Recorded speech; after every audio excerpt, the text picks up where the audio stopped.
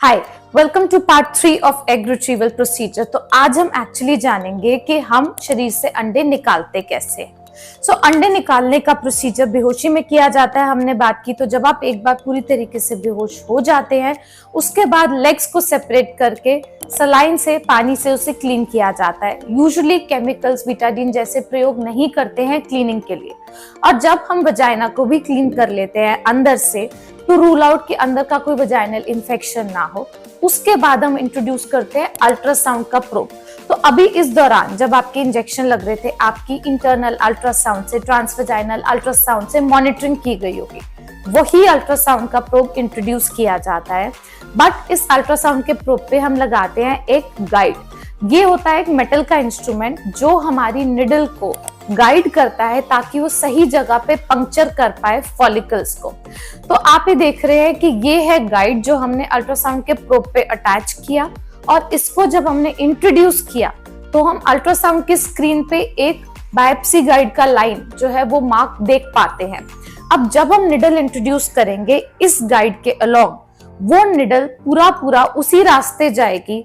और हम कोशिश करते हैं कि इसी सिदाई के अंदर ही हमारे फॉलिकल्स जो है वो प्लेस हो जाए।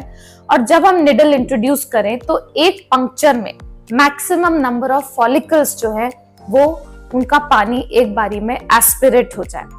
एग रिट्रीवल की जो निडल होती है वो थोड़ी सी अलग होती है। निडल के अंदर हॉलोनेस होती है, पर इसके बैक एंड पे एक ट्यूब कनेक्टेड होती है। ये ट्यूब प्लेस की होती है एक वार्मर में, ताकि इसका तापमान, टेम्परेचर आपके बॉडी जैसा रह सके।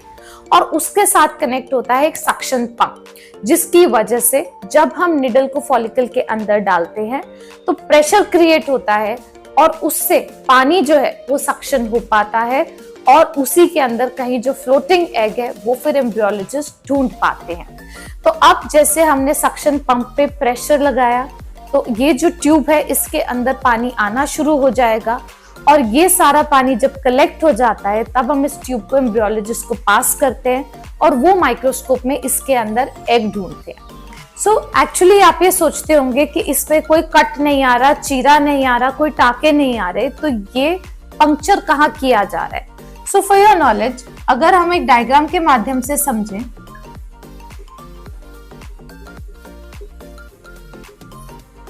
ये होता है सर्विक्स और ये होता है वजाइना। तो अल्ट्रासाउंड का प्रोब यहाँ इंट्रोड्यूस किया जाता है और इसे या तो इस तरफ डायरेक्ट किया जाता है या इस तरफ। और अंडादानी यहाँ होती है जिसमें होते हैं फॉलिकल्स। जो पंक्चर होता है वो इस स्पॉट पे होता है, राइट एंड लेफ्ट ओवरी के लिए। अब ये जो पंक्चर है इसके अंदर